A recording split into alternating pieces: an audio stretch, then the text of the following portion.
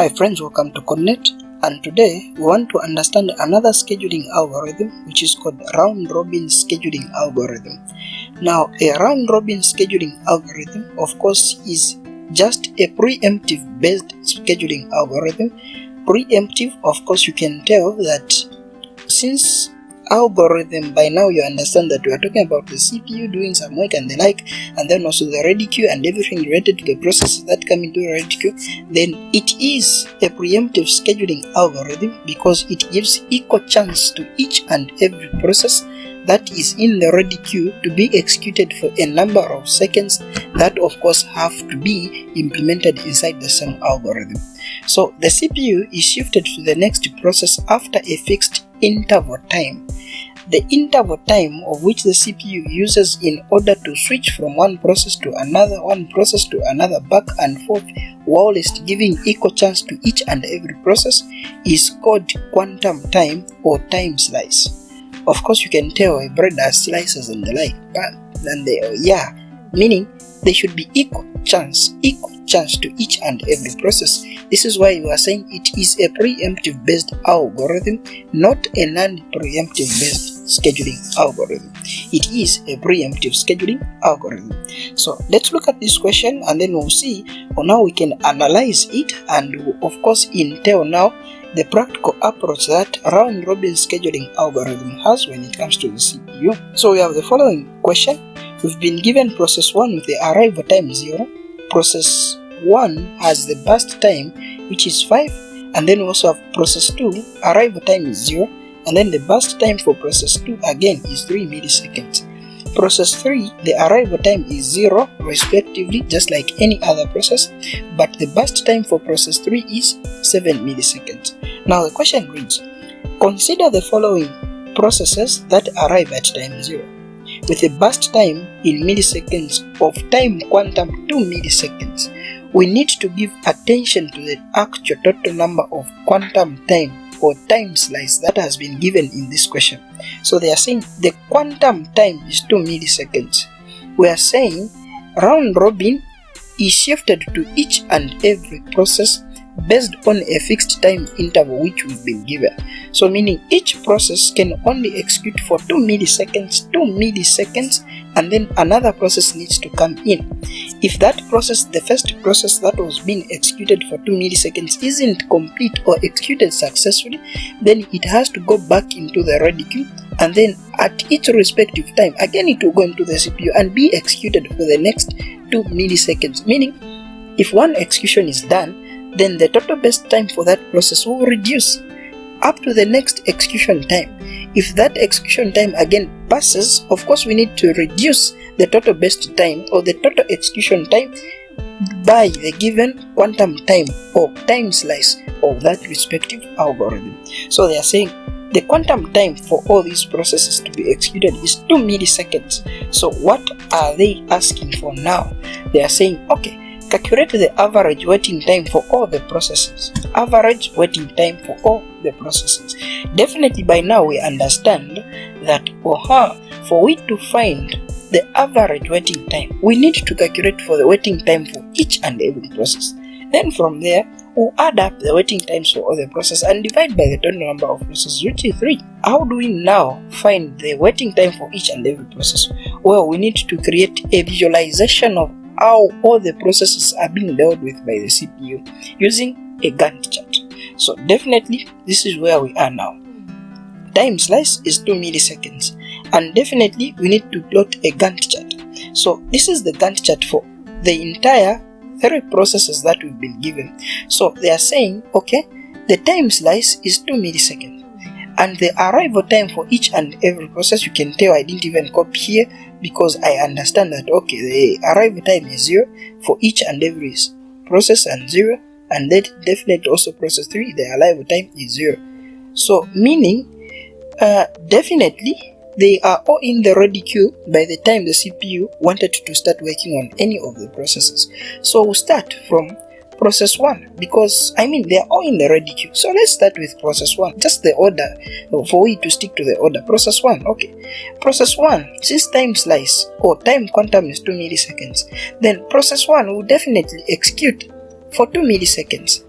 That's the time slice. It can't proceed beyond 2 milliseconds because we've been given the time interval for each and every process. So meaning process 1 now will remain with the burst time definitely with the 3 because it has executed for 2 milliseconds. Then what is the next process? Let's follow the order. Process 2 will also execute for 2 milliseconds, meaning since process 2 has the best time which is 3, then definitely will remain with 1. And then can process 2 proceed? Well, the answer is a no. Why? Because the time interval round robin doesn't allow continuous execution of the process because there is time slice, time quantum, time interval that needs to be given respect. So definitely we'll proceed with process 3. So what is the time interval that process 3 will execute? Well, definitely it's 2 milliseconds. So here we'll remain with 5 milliseconds at the total best time. So since we are done executing all the processes, because this should be done equally, definitely we'll go back to process 1. Okay, what was the remaining time for process 1? Okay, process 1 is remaining with 3 milliseconds. So meaning the remaining 3 milliseconds will now be subtracted by 2, which is the total time interval, and definitely will remain with now a 1 as the total best time that is remaining for process 1. But we can't execute the 1 millisecond now because that will allow the time interval to go beyond 2 milliseconds. Then what is the next process? Definitely we have process 2. What is the remaining interval? 1 millisecond. So meaning definitely process 2 will even be complete because it can't even go beyond 2 milliseconds. I mean its best time is 1. So meaning from 8 it will only take the CPU for 1 millisecond up to 9 milliseconds, meaning process 2 is now completely done. It is out of the processes that needs to be executed by the CPU. So definitely we'll now go to process 3. What is the time remaining, best time, total execution time remaining for process 3? 5. So process 3 will execute for the next 2 milliseconds. It can't go beyond 2 milliseconds because the total time interval is 2 milliseconds, meaning 5 will now reduce by 2, which will give us a 3 definitely. And then we'll also have process 1 then, meaning we need to go back to process 1. Process 1 remaining time interval is definitely a 1. So 1, it won't even execute for 2 milliseconds like the time interval because its best time is less than the time interval. So it will execute for 1 millisecond and then it will be complete. It will be terminated and out of the ready queue and also out of the CPU. So meaning we are only now remaining with process 3, which has the total best time for now, which is 3 milliseconds. So process 3 will execute for the next 2 milliseconds, and once the execution is done, then definitely will remain with 1 millisecond. The CPU will go back again. Please take note, I didn't proceed here to do all the execution because I understand that it is the only process remaining in the red queue. Yes, I should just proceed up to no. I had to stop. From 12, it had to execute for 2 milliseconds up to 14, and then go back again into the ready queue and see is there any other process that has arrived up to now which can be of course executed. Definitely no process, else process 3 will again proceed from 14 to 15, which gives us of course 15 as a total number of milliseconds that the CPU has worked in order to execute all the processes that were in the ready queue. This is simply a Gantt chart, of which you also need to draw if you are to be asked such a question either in an exam or anything related to that. So what is now the formula that we can use to calculate the waiting time for each and every process? Well, unlike with the other types of scheduling algorithm, when it comes to round robin scheduling algorithm, since you can also tell that it is more like somehow a confused algorithm, then definitely we need to also calculate the turnaround time. The turnaround time based on the introduction we gave on an operating system as the entire course we are having here on Coordinate, we said turnaround time is simply the total amount of time that the CPU takes in order to execute or to completely process a certain resource or a certain process. So if it took 20 milliseconds to execute process 1, then that is the total turnaround time. So to calculate for the turnaround time, we need to use the formula completion time minus arrival time. We said the arrival time for each and every process is 0, and completion time, of course, we can denote that, okay, process 1 completed at this time, and then process 3 also had to complete at this time, process 2 had to complete at this time. Then we'll come and use then the turnaround time to calculate the waiting time, which is the waiting time is equal to turnaround time, the time calculated for each and every process, minus its best time, minus its respective best time. So definitely we can use here a table of which we've designed here on coordinate.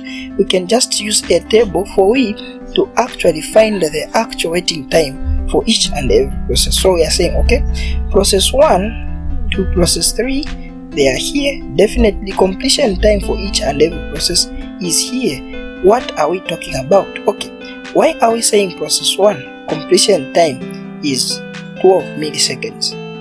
Definitely process 1 executed for 2 milliseconds at start, and then when we proceed, it again executed for 2 milliseconds up to 8 milliseconds. Was it complete by this time? Well, no, it was again waiting for the CPU. So the CPU again had to process and execute process 1. At the point when it was 12 milliseconds, that's when process 1 completely got executed.